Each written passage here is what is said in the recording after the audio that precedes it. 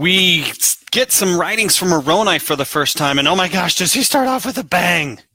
That's in the Mormon, chapter 8. Even though we're in Mormon, we're going to kick off with Moroni edition of Help Me Understand the Book of Mormon. Welcome to the podcast. Welcome to the Facebook Live. Hope you're having a great day, and hope that you have signed up already for the Help Me Understand General Conference study guide that I have out there. You simply go to the Facebook page, Help Me Understand the Book of Mormon, click on sign up, put in your name and email address, and I will send you the Help Me Understand General Conference study guide. We go through every talk in General Conference with the key quotes from every talk, some study questions. I've loved it. There are some great talks, and we're looking forward to the next one coming up here in about a month. And shortly after April conference, I'll have Help Me Understand General Conference, the April edition. So for everyone who signed up for the October edition already, I'll send you the April one, and then so make sure you get on that. Make sure you get on that. Okay, let's dive into Mormon chapter 8. Starts off, Behold, I am Moroni, do finish the record of my father Mormon. I have but few things to write, which things I have been commanded by my father, which is interesting because he starts in page 481, says he only has a couple of things to write, and ends up in page 530, I believe, 531. So he writes for about 50 pages, saying he just has a couple of small things he wants to tell us. Of course, much of that is simply him including the book of Ether, but he says, I just have a couple of things to write. There's been this big battle. Everyone was destroyed. Verse 3, my father also was killed by the Lamanites, and I even remain alone to write the sad tale of the destruction of my people. So sadly, Mormon dies in battle with the Lamanites, one of the last 24 people that survived, and Moroni now the last of the Nephites to survive. He says, my father hath made this record, he hath written the intent thereof, and I would write it also if I had room upon the plates, but I have not. My father hath been slain in battle, all my kinsfolk, and I have not friends nor whither to go. How long the Lord will suffer that I may live, I know not. That was said in roughly 401 A.D., and sadly for Moroni, I guess, I don't know if it's sad or what, but the Book of Mormon wraps up about 421 A.D. to our best guess. So he lives for about another 20 years, according to that, all by himself. That's brutal. That is rough. That is rough stuff. 20 years all alone. But he says he's there all by himself. My father, he talks about the three Nephites, the disciples of Jesus. They were there until they had to leave, so now he's there all alone. Then in 14, I am the same who hideth up this record unto the Lord. The plates thereof are of no worth because of the commandment of the Lord. None can have power to bring it to life, save it be given them or given him of God. For God wills that it shall be done with an eye single to his glory or the welfare of the ancient and long dispersed covenant people of the Lord. So Moroni tells us, I'm going to hide these records up. They will come forth, and the person who brings them forth will do it through the power of God. Blessed be he that shall bring this thing to light, shall be brought out of darkness unto light according to the word of God. He has a few warnings for us about the Book of Mormon. Verse 9, for behold, the same that judgeth rashly shall be judged rashly again. For behold, what the scriptures say, men shall not smite, neither shall he judge, for judgment is mine, saith the Lord, and vengeance is mine, and I will repay. And he says that because he says in verse 17, if there be faults, they be the faults of men, but behold, we know no fault. So Moroni comes right out and says, look, Mormon, my dad, just a guy. Moroni, just a guy. Joseph Smith, just a guy. Oliver Cowdery, Sidney Rigdon, Thomas S. Monson, President Nelson, just people, right? And so if they're mistakes, he says, they're the faults of a man. God knoweth all things, therefore he that condemneth, let him be aware, lest he shall be in danger. So could we find faults with the Book of Mormon? Sure. Could we find faults with the prophets? I suspect we could.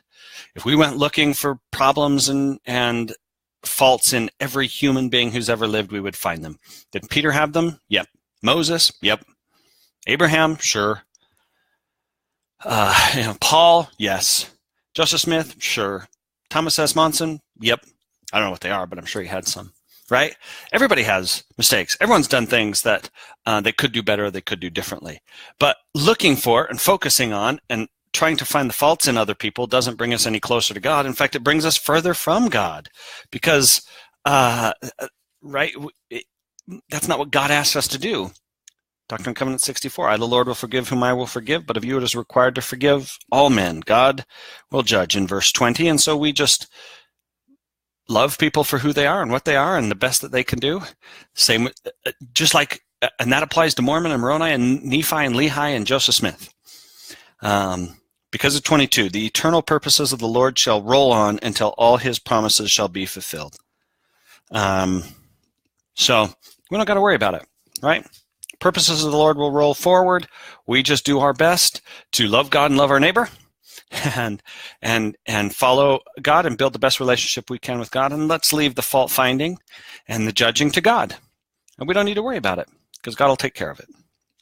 And then he goes on to talk more about kind of the last days. He says that the Book of Mormon will come in a day when the power of God shall be denied, churches become defiled and be lifted up in the pride of their hearts. A day when leaders of churches and teachers shall rise up in the pride of their hearts. It's going to come in a day when there will be fires and tempests and vapors of smoke, and that's verse 29, verse 32. It shall come in a day when there shall be churches built up that shall say, "Come unto me, and for your money you shall be forgiven of your sins." Verse 34, the Lord hath shown unto me great and marvelous things concerning that which must shortly come. At the day these things shall come forth among you. Verse 35, I speak unto you as if you were present, and yet ye are not. But behold, Jesus Christ hath shown you unto me, and I know your doing. Which is not really good, because then in verse 36 he says, I know that you do walk in the pride of your hearts. Whoops. And there are none save a few only who do not lift themselves up in the pride of their hearts, unto the wearing of very fine apparel, unto envying and strifes and malice and persecutions. Oops. That's a pretty good definition and description of our day, isn't it? Very few people who are not lifted up in the pride of their hearts. Oh, dang it. I mean, I fall into that sometimes. I fall into the probably the wearing of fine apparel, envying. Do I envy what other people have? Yes, sometimes I do. I got to repent of that. Strifes, malice, persecutions. Not so much persecutions probably, but strifes and malice I probably do. All manner of iniquities. Your churches, even every one, have become polluted because of the pride of your hearts. Behold, you do love money. Why do you adorn yourselves with that which hath no life, and suffer the hungry, the needy, and the naked, and the sick, and the afflicted to pass by you and notice them not? Ouch! That's a tough one in verse 39. I mean, Moroni is really bringing it at us, right? I have 39 marked in my scriptures. I hope you'll go back and read verse 39, mark it in your scriptures, and think about it. Because he says, I'm talking to you in your day. And it would be easy for us to say, oh, no, it's not me. I pay my fast offerings. Well, could we do more? Could we do better? Would Mormon look at our lives and go, oh, yeah, you pay your fast offerings, then you're good?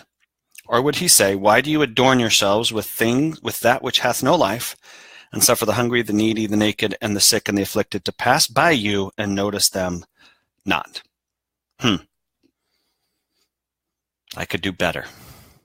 I've done some good things. I've helped some people, done my service projects, paid my fast offerings, paid my tithing, donated to scouting for food. Could I do a little bit better? Could I do a little bit more? Would I be found guilty of wearing and focusing on having nice things and letting hungry, needy, afflicted people go past me sometimes unnoticed? Unfortunately, I am probably guilty of that and could do better. Mormon's calling us out to do better. I don't think he's just talking to the wicked people. I don't think he's just talking to all the, all the rich hoity-toity types. No, I think he's talking to the population. As he's seen us, he knows us, personally, but he knows what's going on in our day. And to us, why are you focused so much on worldly things? And he's, I speak unto you as if you are present. Why do you walk in the pride of your hearts? You do love your money and your substance. Why do you sell yourselves for that which will canker? Why do you not think that greater is the value of an endless happiness than the misery which never dies because of the praise of the world? Pride, selfishness, self-centeredness, materialism. That's the stuff he sees. That's the stuff he calls out. Moroni brings it to us with a bang in his first writing and says, look, guys, I've seen you. You could do better. And so we can. And so we look and we say, gosh, what areas of my life am I doing great at? What can I keep doing? Where could I help someone a little bit more, right? I love this chapter. Such a good chapter because he says, look, why are you worried judging faults and why are you focused on finding things that are wrong? Why don't you just go help somebody? Why don't you just go find somebody that needs help and help them? Love God, love your neighbor. Love this chapter. Hopefully that helps you better understand Mormon chapter 8. Hopefully you've signed up for Help Me Understand General Conference Study Guide. And I hope you'll share this with somebody else. I hope that if you listen to this, that you'll go and you'll read Mormon chapter 8 again with maybe a renewed look. Maybe a look to say, okay, I can spend less time finding faults in others. I can spend less time worrying about the faults and the frailties of other people. And I can focus more on finding people who need help and going and helping them. I can focus less on myself and my own needs, and I can go focus on the needs of others. I hope you mark verse 39. Love that verse. Why do we focus on worldly things and let people who need help pass on by? We can do better at that. And that's what Moroni is asking us to do. In our next chapter, we'll wrap up the Book of Mormon, the Mormon Book of Mormon. Then we'll dive right into Ether. Boy, Brother Jared is coming, and that's always fun.